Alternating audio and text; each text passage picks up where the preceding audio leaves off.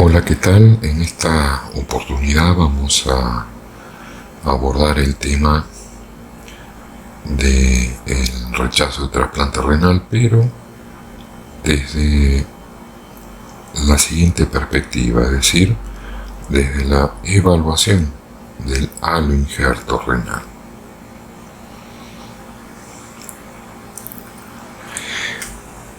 Primero definamos algunos conceptos. Complejo mayor de histocompatibilidad se encuentra en el locus correspondiente en el cromosoma 6 y contiene genes que se encargan de codificar antígenos leucocitarios humanos, HLA, de clase 1 y clase 2.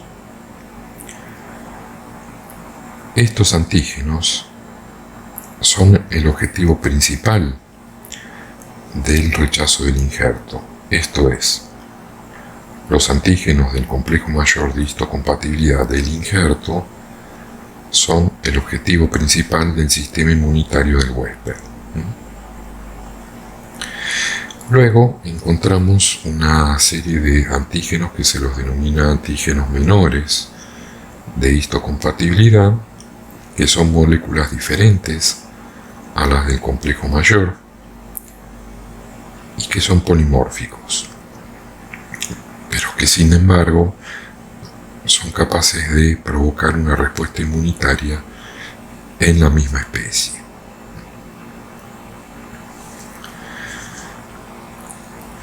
Los antígenos del complejo mayor de histocompatibilidad clase 1 se caracterizan por ser proteínas heterodiméricas y que son expresadas universalmente por las células nucleadas del organismo. Consta de cadenas alfa polimórficas y beta 2 de tipo microglobulina monomórficas. Son reconocidas por células T, especialmente las células TCD8 positivas y las células natural killer. Y las mismas se encuentran codificadas por 3 locis que en forma correlativa se las denominan A, B y C. Y después encontramos los antígenos del complejo mayor de histocompatibilidad, pero de clase 2, que son proteínas heterodiméricas expresadas constitutivamente por células dendríticas presentadoras de antígeno, por células B, linfocitos B, por monocitos y por células endoteliales. Desde el punto de vista estructural consisten en una cadena alfa polimórfica y una cadena beta, y que son reconocidas por células T CD4 positivas. Contrariamente a las anteriores, los antígenos de clase 2 están codificados también por 3 locis, pero estos se los denomina DR, DP y DQ. Estas moléculas se encuentran incrementadas por estimulación de interferón gamma en muchos tipos celulares del organismo.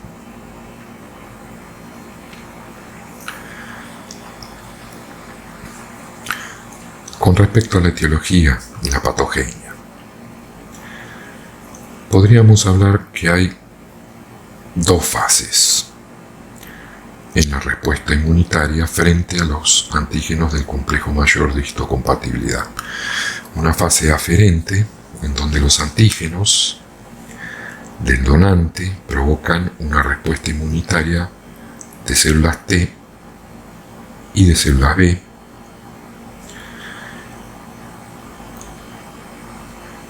tanto en células o sobre células del donante, que se la denomina vía directa, o luego del procesado y de la presentación de los antígenos por parte de células dendríticas, que son las encargadas de procesarlas previamente para que puedan ser reconocidas por el sistema inmunológico del huésped, que se le denomina vía indirecta.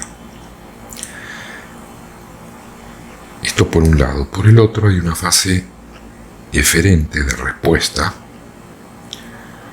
en donde las células T, estimuladas por estos antígenos reactivas al donante, infiltran el injerto, provocando daño directo sobre las células del donante a través de un mecanismo de citotoxicidad. Por otro lado, también producen lesión indirecta a través de la síntesis y liberación de citoquinas y otros mediadores inmunológicos. También a través del reclutamiento y participación de otros tipos celulares, por ejemplo de macrófagos, de granulocitos y de células natural killer. Las células diana, es decir, las células contra las cuales va a actuar el sistema inmunológico del huésped, incluyen a las células endoteliales arteriales y capilares del injerto y a las células del epitelio tubular principalmente. Los anticuerpos contra los antígenos HLA del donante se unen al endotelio del injerto.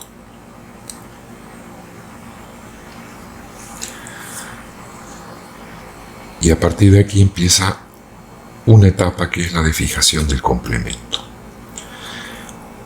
Este evento es lo que produce y favorece, promueve la fijación del complemento. Permite la liberación de distintos mediadores quimiotácticos y vasoconstrictores, ya en el injerto, ¿no? Genera, por un lado, lisis y pérdida de células endoteliales de los vasos del injerto. A su vez favorece la activación de células endoteliales, siendo los posibles mecanismos no dependientes del complemento. Por ejemplo, la activación de células endoteliales por inducción de la proliferación a través de mediadores, de citoquinas. También hay que considerar en esta instancia la participación celular a través de receptores Fc, que son aquellos en donde se unen los diferentes componentes del complemento, y los mismos pueden ser expresados en la membrana citoplasmática de células tales como monocitos, células natural killer y granulocitos. Y después hay una serie de efectos determinados por muchas variables. Es decir, las células del injerto a las cuales las afecta el sistema inmunológico del huésped, que habíamos mencionado que son el endotelio de las arterias, el epitelio tubular y el epitelio también glomerular.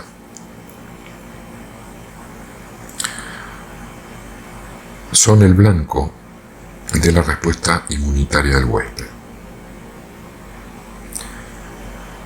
El tipo de respuesta inmunitaria va a ser a través de anticuerpos,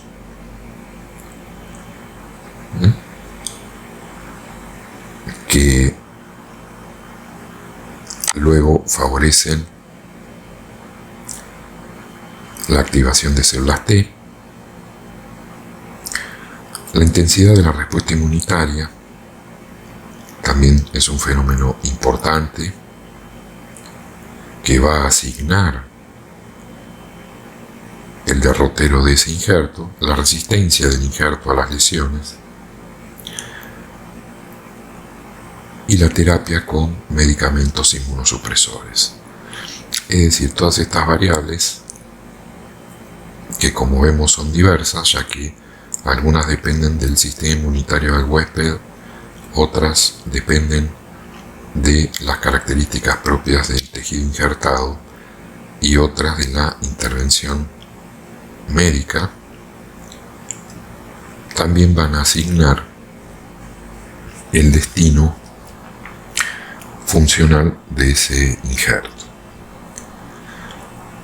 Como consecuencia de todos estos elementos, podemos mencionar el desarrollo de isquemia debido al daño endotelial vascular, la pérdida de la integridad de la nefrona, ya que decíamos que se ven afectadas las células epiteliales tubulares y glomerulares, la promoción de fibrosis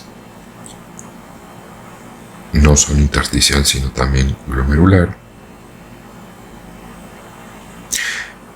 y también la reparación y recuperación, que eso va a depender de la capacidad de respuesta frente al daño que tenga el mismo injerto.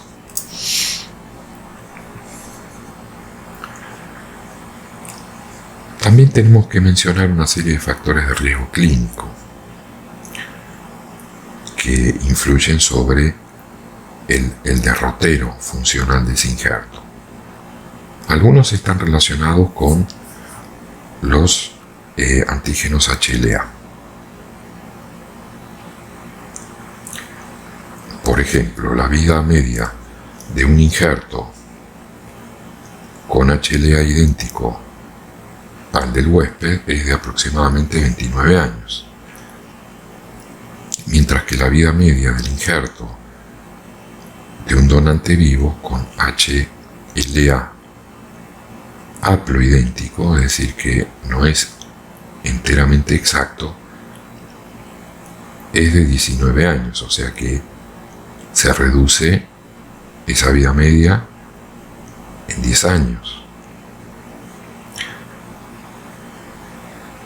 También tenemos que mencionar este factor, que es el origen del riñón donante, si es de donantes vivos o donantes fallecidos. Si se trata de donantes fallecidos, la vida media del injerto es de aproximadamente 10 años, siendo la supervivencia del injerto a un año de aproximadamente el 89%. Si el origen es de un donante vivo, pero sin parentesco, la vida media del injerto es de 18 años, se eleva en 8 años respecto al donante fallecido, y la supervivencia a un año es del 95%. Es decir, se eleva alrededor de un 6% con respecto al origen del donante fallecido. Otros factores de riesgo clínico son que el donante tenga una edad avanzada,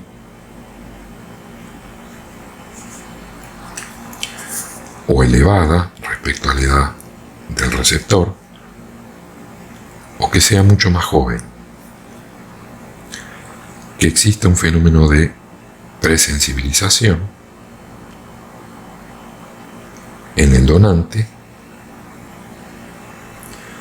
que exista también un fenómeno denominado función retardada del injerto una vez colocado en el organismo del receptor,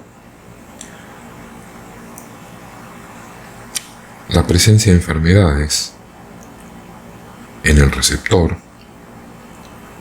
que se pueden repetir en el injerto, ya sea nefropatía membranosa, amiloidosis, etc.,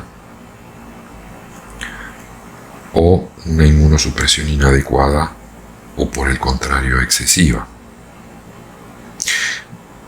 Me voy a detener 2 segundos aquí, que parece un hecho banal, pero es sorprendente, pero es así. La diferencia de edad entre el donante y el receptor, sea más añoso o sea más joven, es directamente proporcional con la posibilidad de fracaso o no de ese injerto. La diferencia de edad.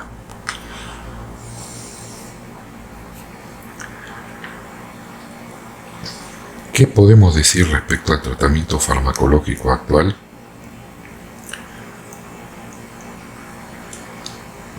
Podemos decir que, por un lado, tenemos lo que se denomina terapia de inducción, en donde se aplica anticuerpos anticélulas T, como timoglobulina, con el objetivo de controlar a la población de células T del huésped y de esta manera reducir lo más posible el daño infligido contra el injerto. El empleo de anticuerpos anti-CD25, como estas 2 drogas comerciales, 2 fármacos, mejor dicho. Luego el mantenimiento y el sostén del órgano injertado. Por ejemplo, el empleo de calcineurina, como la ciclosporina, el tacrolimus, el empleo de corticosteroides, como la prednisona, y el empleo de agentes antiproliferativos, como la aciatoprina, el micofenolato mofetil, entre otros. Luego hay una serie de alternativas, algunas de ellas todavía se encuentran bajo estudio: el empleo de inhibidores de mTOR, como la rapamicina, el empleo de regímenes sin esteroides,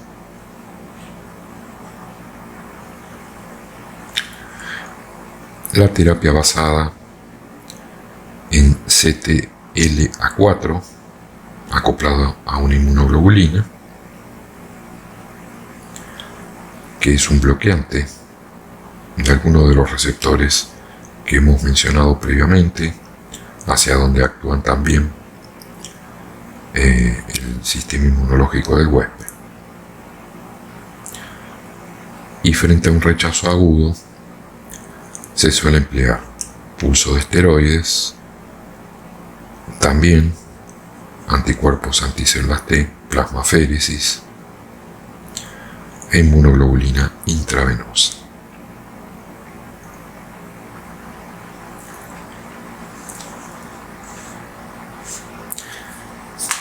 ¿Qué podemos decir respecto al procesamiento de la biopsia? Bueno, hay algunos detalles que hay que tener en cuenta, detalles particulares que se desvían un poco de los estándares o de la rutina con la que nosotros estamos acostumbrados en la mayoría de las glomerulopatías. Primero tenemos que referirnos a las características de la muestra. El calibre de la aguja. La aguja de calibre de 16 Gauge es preferible a la de 18. presenta además y adicionalmente una tasa reducida de complicaciones, al ser más delgada. El 47% de los cilindros de calibre 18 son inadecuados, ya que en ellos generalmente vamos a encontrar menos de 7 glomérulos y una arteria. Mientras que cuando se emplea una aguja de 16 gauge, encontramos que el 24%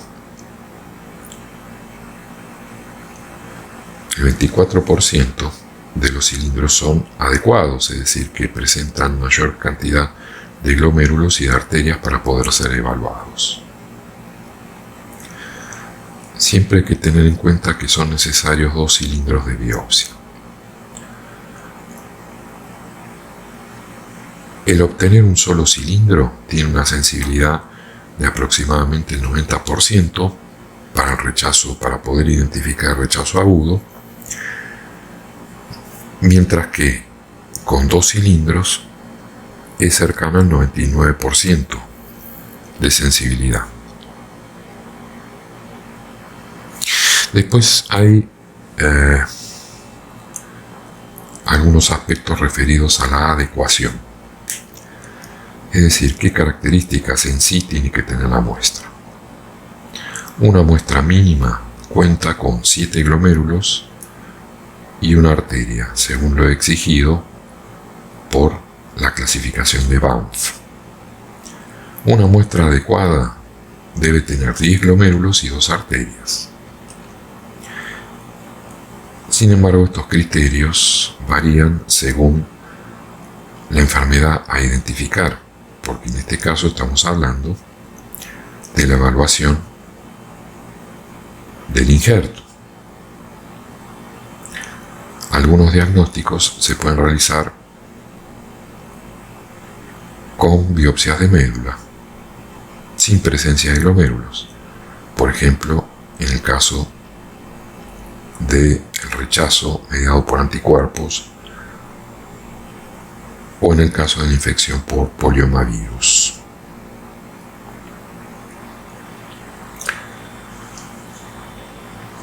Las técnicas que se van a emplear son para microscopía óptica, secciones en múltiples niveles, con un espesor de entre 2 a 3 micrones, tinción con hematoxilina eosina, pastricrómico y eventualmente algunas otras tinciones que pueden incluir metenamina plata.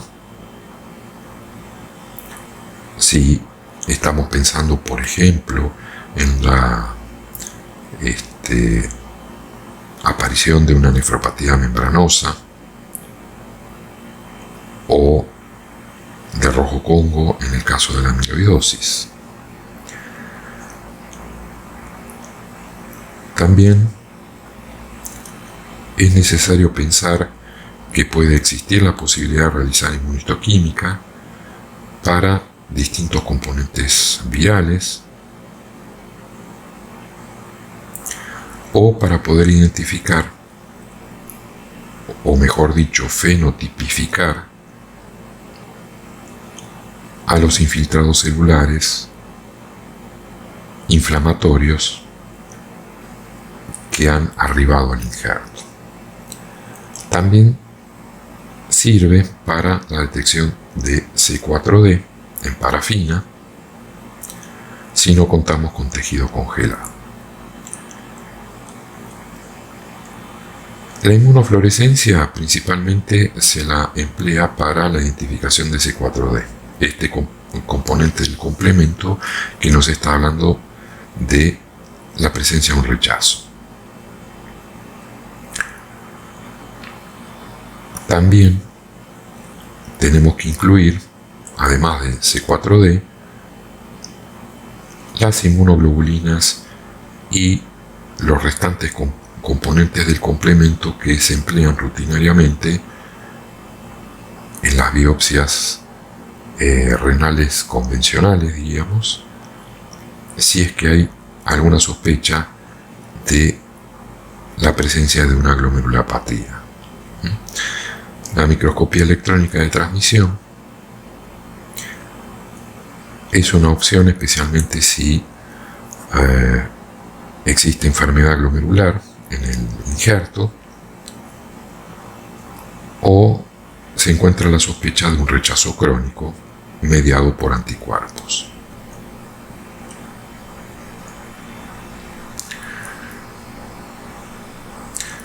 Siempre tenemos que tener en cuenta lo siguiente: realizar un examen cuidadoso de todos los compartimientos renales, glomérulos, túbulos, intersticio y vasos. Por eso se insiste en la necesidad de obtener múltiples secciones histológicas a distintos niveles. Y esto se debe a que la mayoría de las lesiones suelen ser focales. Por ejemplo, en el caso de la endarteritis, producto del rechazo del injerto. Obviamente, se debe evaluar e informar claramente los alcances de los cambios histológicos de inmunofluorescencia e inmunohistoquímicos que hubiésemos encontrado. Por ejemplo, indicar el número de glomérulos de las arterias afectadas, tratar de alguna manera de cuantificar las características patológicas, preferentemente en porcentajes de afectación.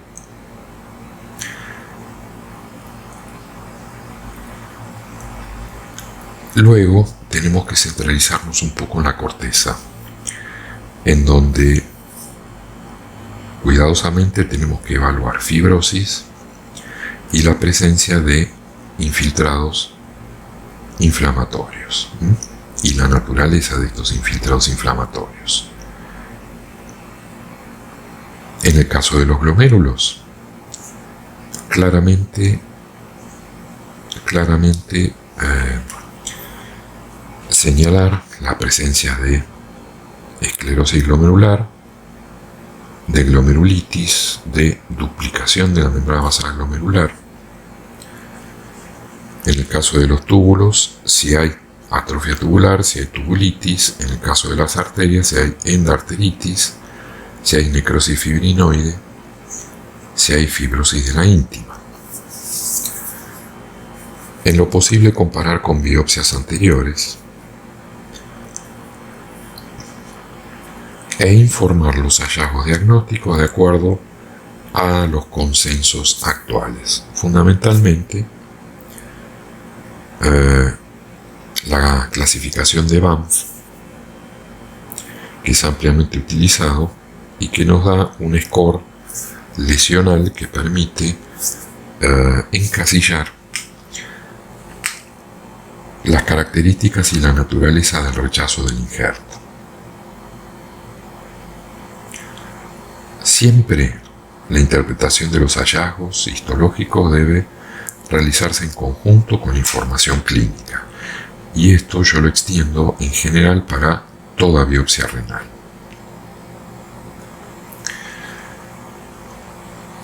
¿Cuál es la información clínica de la cual no podemos prescindir? Como vimos, la fuente del injerto, que es cadavérico o es de un donante vivo. El tiempo post-trasplante, es decir, una vez que se colocó el injerto en el organismo del huésped, cuando comenzó a presentar ese órgano injertado trastornos de la función. También es necesario saber si el riñón inicialmente, al momento de la donación,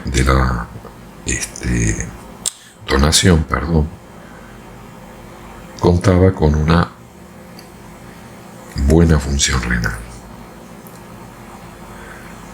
Si en algún momento el donante recibió terapia con drogas. En lo posible saber cuál fue la enfermedad original.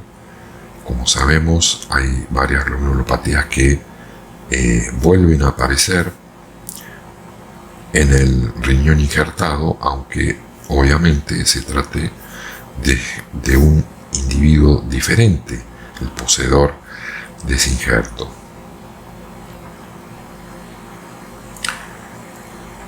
El estado de la función renal actual, la naturaleza de los anticuerpos anti-HLA de HLA del donante, si existen signos de rechazo desde el punto de vista clínico, o sospecha de toxicidad por fármacos, o antecedentes de infección viral, o alguna otra enfermedad por parte del donante. Repito, siempre es necesario comparar con biopsias anteriores, porque permite determinar la progresión o resolución del proceso,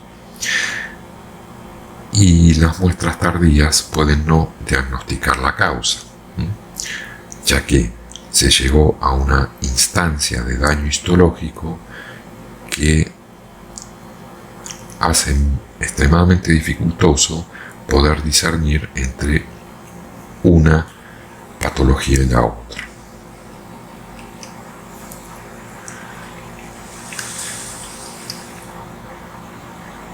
Vamos a ver brevemente en qué consiste la clasificación de Banff.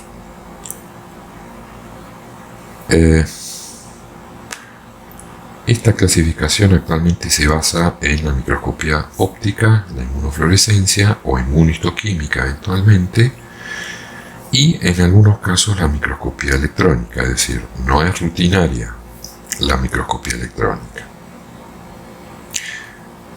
Las categorías de diagnóstico están definidas por puntuaciones semi-cuantitativas. Por lo tanto, el que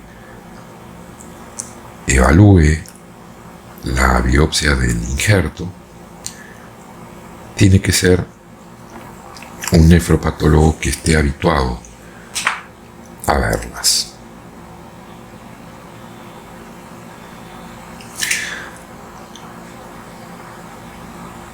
También, si es posible,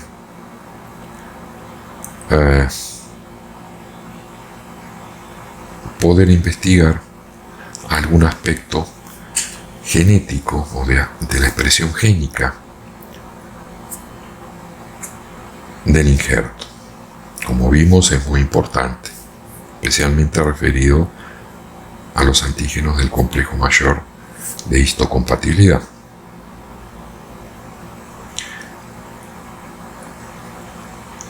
Esta clasificación de Banff siempre se va perfeccionando en distintas reuniones de especialistas con el solo objetivo de llegar a acuerdos, y si eventualmente se tienen que realizar algún cambio, los mismos tienen que estar basados en publicaciones o en evidencias realmente confirmadas. La clasificación de Banff está ampliamente utilizada en ensayo de fármacos para poder tolerar el injerto, y desde el punto de vista de adecuación de la muestra, Banff recomienda obtener no menos de 10 glómerulos y 2 arterias para poder ser evaluadas.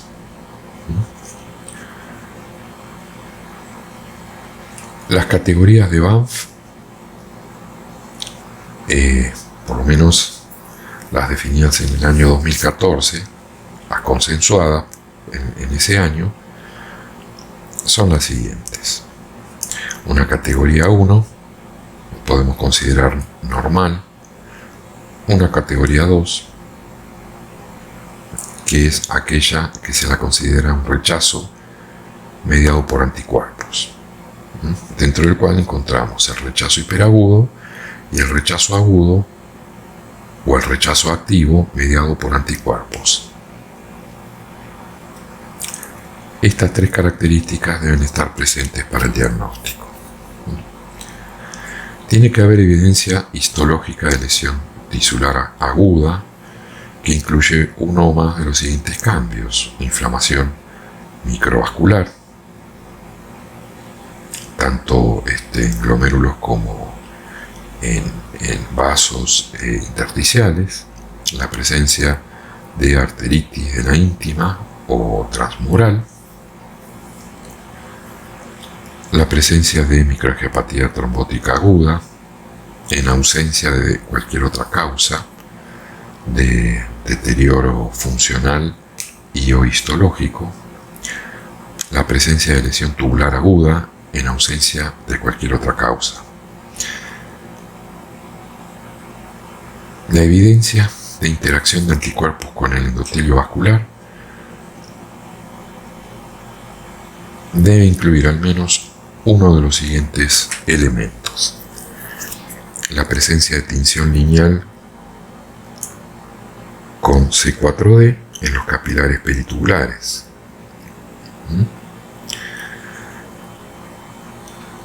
este estudio, hecho tanto con inmunofluorescencia como con inmunohistoquímica en secciones de material incluido en parafina, la presencia de inflamación microvascular moderada,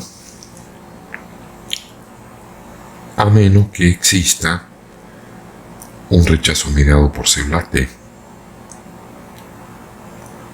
que consiste fundamentalmente por un amplio infiltrado linfocitario intersticial acompañado por leucocitos eosinófilos. Tiene que haber también evidencias serológicas de la presencia de anticuerpos específicos contra antígenos del donante. Tiene que haber signos de rechazo crónico mediado por anticuerpos, con evidencias morfológicas de lesión tubular crónica, incluyendo uno o más de los siguientes hallazgos: por ejemplo, la glomerulopatía crónica del trasplante, o evidencias de una microangiopatía trombótica crónica. Con microscopía electrónica, la presencia de membranas basales capilares peritubulares multilaminadas, la presencia de fibrosis de novo en la íntima arterial, y se dice de novo porque está relacionada siempre con biopsias previas, especialmente con aquellas relacionadas al screening previo a la donación del órgano, y que excluyan siempre otras causas.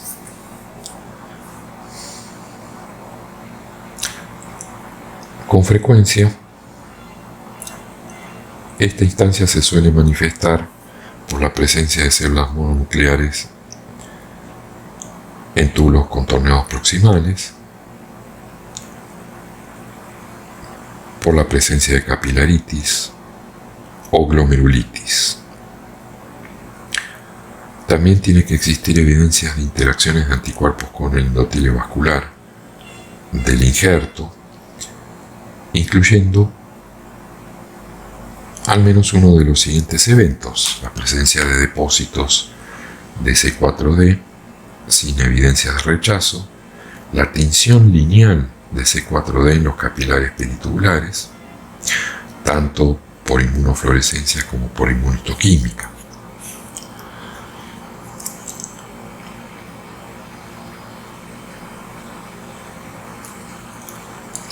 También dentro de la clasificación encontramos la categoría borderline o sospechoso de rechazo celular agudo,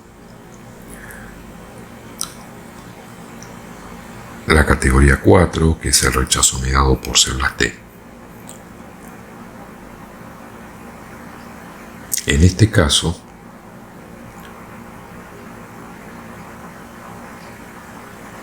encontramos, por un lado, inflamación intersticial, que ocupa más del 25% de la superficie de la corteza renal. Luego de haber estudiado los cilindros biópsicos, junto con focos de tubulitis moderada, entre 5 a 10 células mononucleares por sección transversal tubular.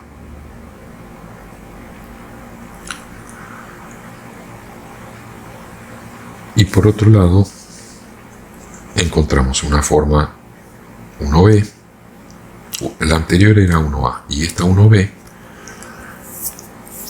en donde también hay inflamación intersticial en más del 25% de la corteza renal con focos de tubulitis grave.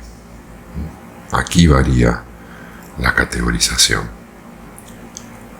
ya que la tubulitis grave es considerada así por la presencia de más de 10 células mononucleares por sección transversal tubular. Una forma o una categoría 2A, en donde se incluye la arteritis de la íntima, que puede ser leve a moderada. Esto quiere decir con un compromiso menor al 25% del área luminal vascular. Una categoría 2B, que incluye a la arteritis intimal grave, en donde hay un compromiso mayor al 25% del área luminal vascular. Una categoría 3, en donde se incluye a la arteritis transmural, con o sin necrosis fibrinoide de la capa muscular de la pared vascular. También la clasificación de Banff reconoce al rechazo crónico mediado por células T, que trae como consecuencia la arteriopatía crónica del injerto, caracterizada por fibrosis de la íntima arterial, con infiltración de células mononucleares y formación de neoíntima.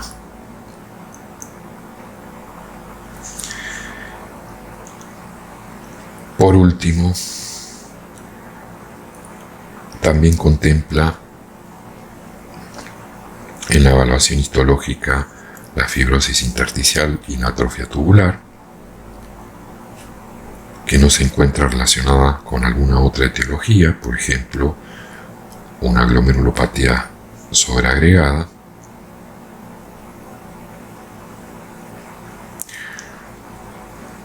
Estas características pueden ser empleadas, por ejemplo, cuando se desconoce la etiología por inmunofluorescencia, y anteriormente a esta condición se la conocía como nefropatía crónica del injerto del trasplante. Luego otras características que están representados por cambios considerados no debidos al rechazo. Por ejemplo, la presencia de toxicidad por drogas, infecciones, etc. Bueno, todos estos elementos son necesarios de ser evaluados y que están dentro de la clasificación de Banff del año 2014. Pero también es necesario la evaluación del riñón donante al momento de la donación. Todo lo que vimos antes era así.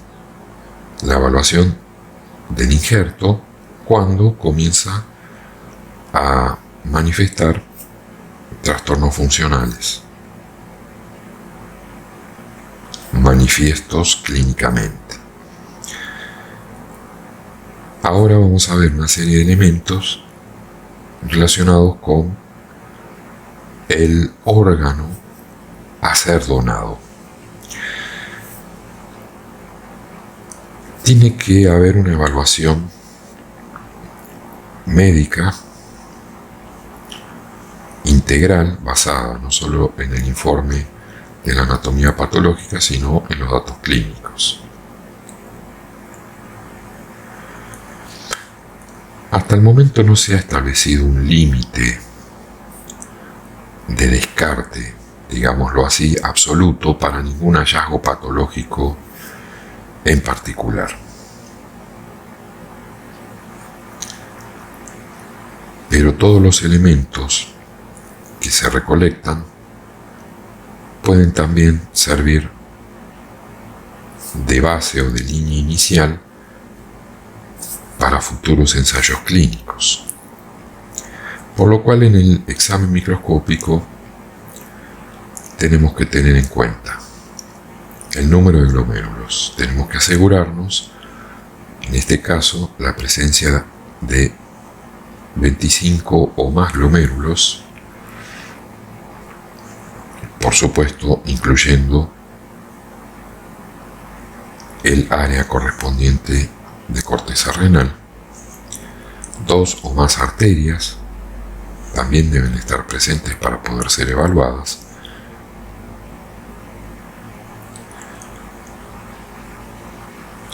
Sorprendentemente, en distintos estudios,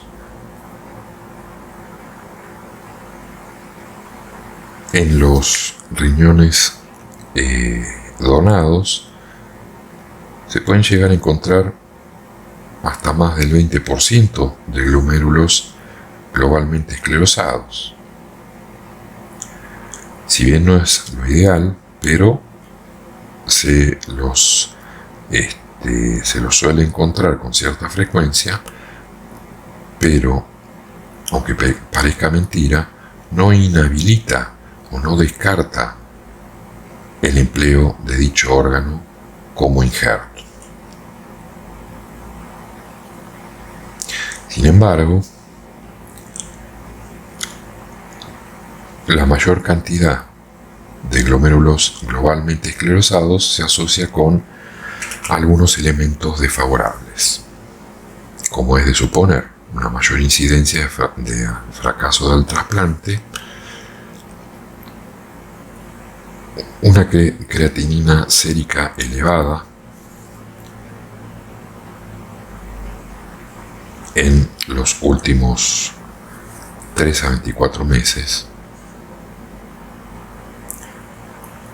un efecto variable y a veces impredecible de la supervivencia del injerto, que no se encuentra aún claramente definidos sus criterios.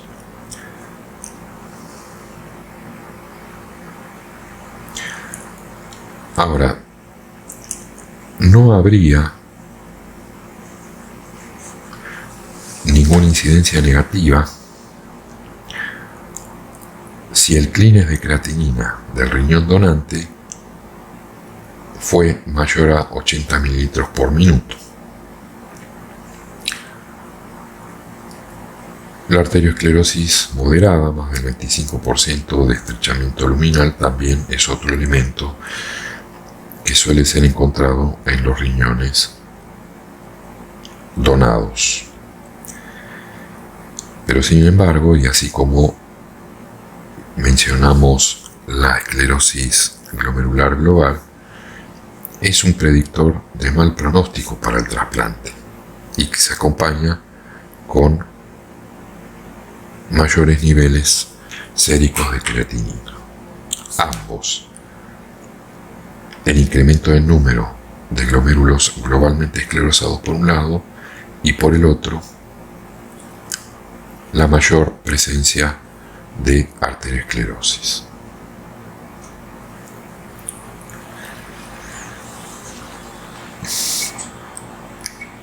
El score histológico y clínico compuesto pueden predecir la función del injerto al año o a los 3 años. Por eso es muy importante el estudio en conjunto, es decir, la evaluación por parte de un nefropatólogo idóneo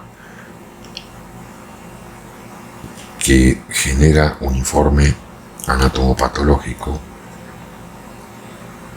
que, junto con un screening clínico completo, le va a permitir al médico trasplantólogo decidir la viabilidad mayor o menor de dicho injerto.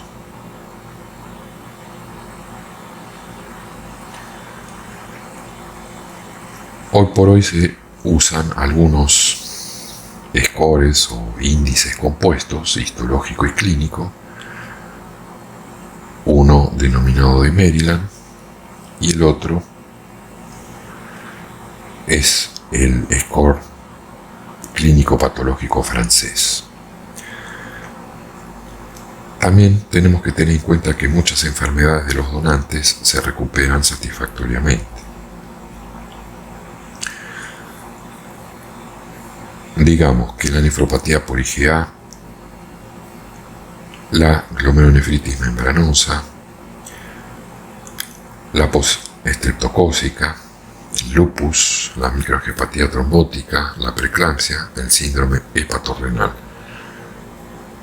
Todos ellos pueden ser controlados, pero también pueden reaparecer en el huésped, ¿no? En el injerto, pero una vez colocado en el individuo huésped.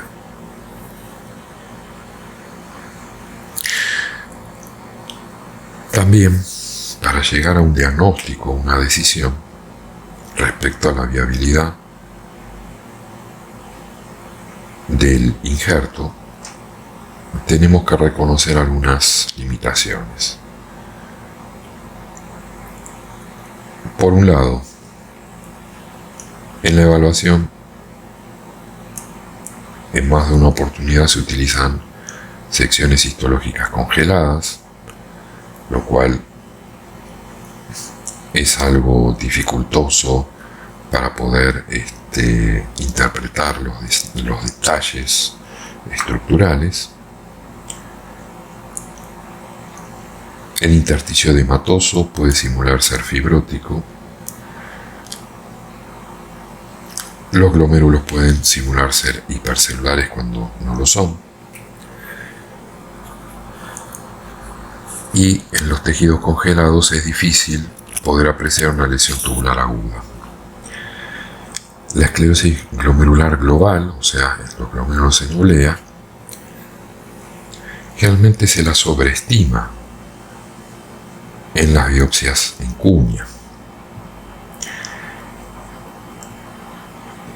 Y acá hay un problema, porque el riesgo de sobreestimar la patología renal y descartar riñones de donantes que son potencialmente aptos, y dado que no abundan los injertos de órganos, es un problema que se plantea cotidianamente. Por eso es la patología del injerto es compleja y es muy delicada, y tiene que ser evaluada con mucha paciencia y con mucho detalle. Ahora vamos a ver algunas imágenes histológicas de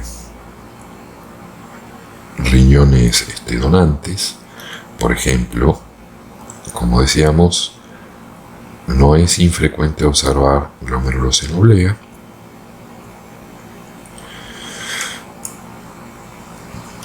En ocasiones podemos encontrar riñones sin alteraciones significativas estructurales. En otros casos, ya colocado en el huésped, podemos encontrar algunas patologías que influyen obviamente sobre la función y atentan con la función de dicho órgano. La presencia de trombos intracapilares, glomerulares,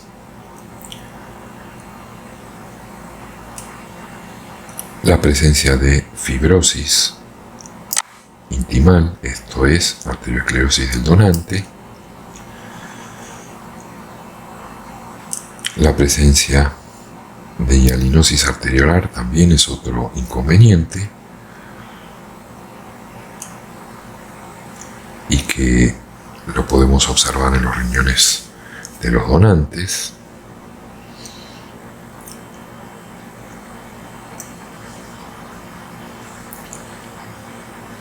En ocasiones se puede apreciar contenido de mioglobina intratubular o lesiones de tipo glomerulopatía nodular, como es el caso de la glomerulopatía diabética nodular,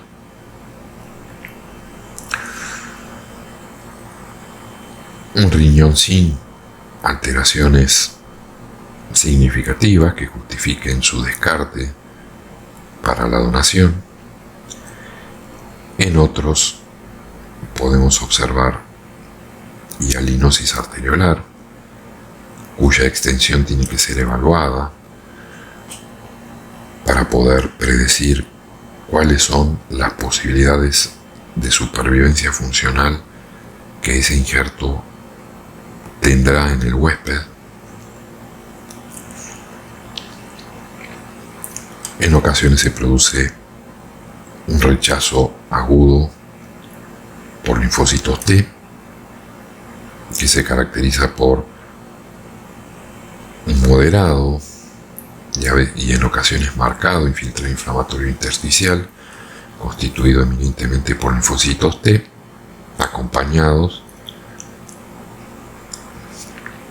por leucocitos eosinófilos. En algunas instancias observamos fenómenos de tubulitis, en donde los linfocitos penetran y se abren paso entre las células epiteliales tubulares.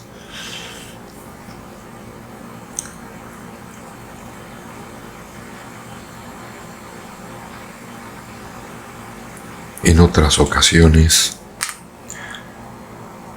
observamos un compromiso del endotelio vascular del injerto, en este caso que se caracteriza por la presencia de leucocitos polimorfonucleares con vacuolización y cambios reactivos del endotelio de este pequeño vaso. Recibe el nombre de endotelialitis. La inmunohistoquímica es una herramienta bastante útil porque permite fenotipificar y caracterizar a la población celular que infiltra el intersticio del injerto. En este caso se trata de una inmunomarcación con CD3.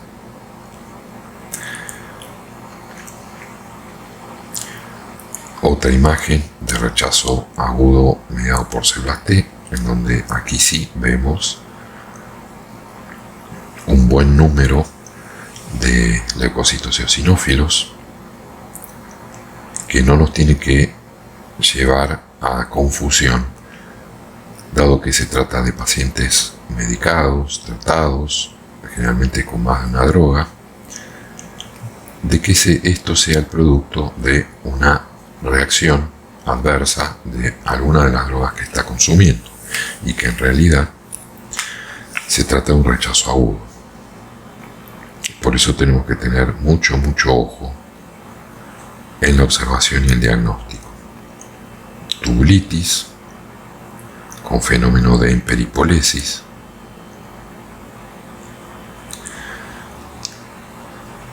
tubulitis severa con daño y desprendimiento de las células de revestimiento epitelial. En este caso, la tubulitis llegó a tal extremo que ha roto literalmente la membrana basal tubular. Es decir que aquí no hay posibilidad de regeneración, son túbulos literalmente perdidos.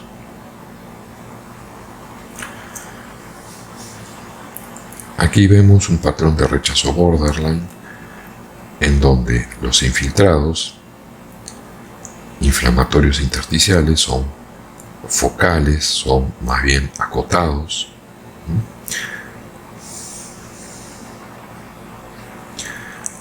Pero sin embargo, eso no quita de que en estos casos también exista fenómenos de tubulitis con ruptura de las membranas basales tubulares y pérdida tubular.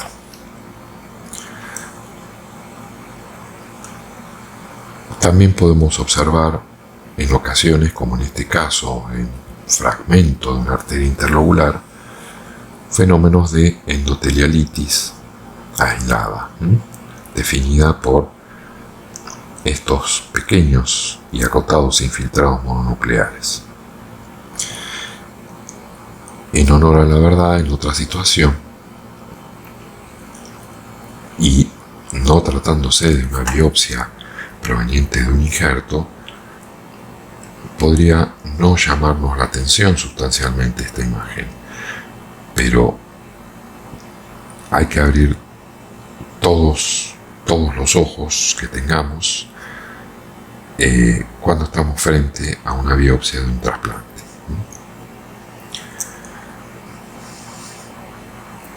Arteriolitis con infiltración franca de leucocitos mono y polimorfonucleares en la pared vascular transmural, acompañado no con necrosis fibrinoide. Nuevamente endotelialitis, en este caso sí, necrosis fibrinoide.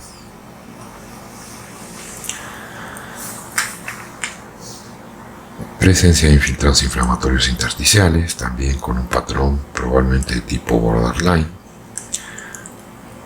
Nuevamente, un fenómeno que se suele repetir en las diferentes biopsias, que es la tubulitis.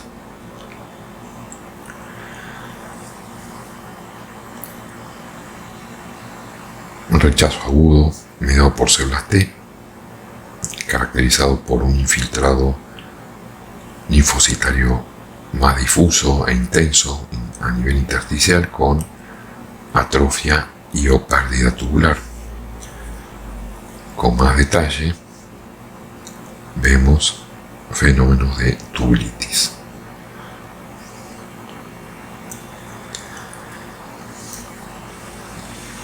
También rechazo agudo por células, mediado por células T, con técnica de tricrómico de Masson, además de los infiltrados, ya empezamos a ver una expansión fibrosa intersticial significativa.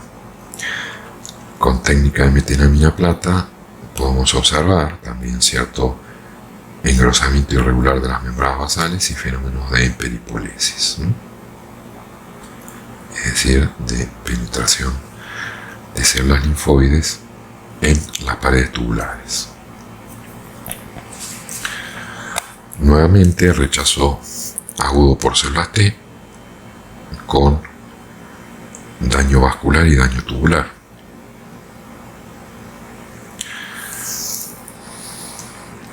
Rechazo agudo por células T, numerosas células mononucleares y algunos polimorfos rodeando a un túbulo y en proximidades de un glomérulo. En un estadio más avanzado vemos mayor infiltrado de mononucleares, fundamentalmente con expansión de la matriz intersticial y pérdida tubular.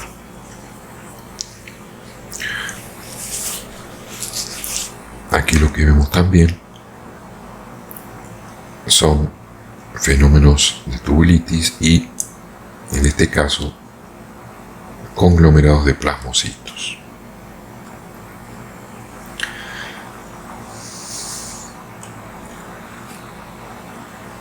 Tubulitis,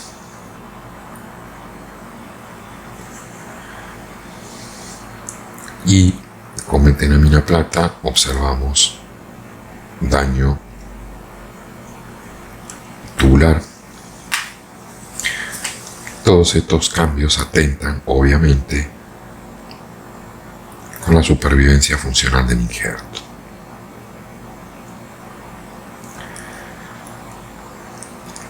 Les agradezco infinitamente que me hayan dado la oportunidad de poder contactarme con ustedes de esta forma.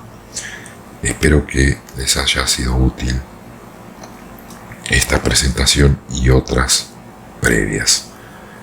Muchas gracias.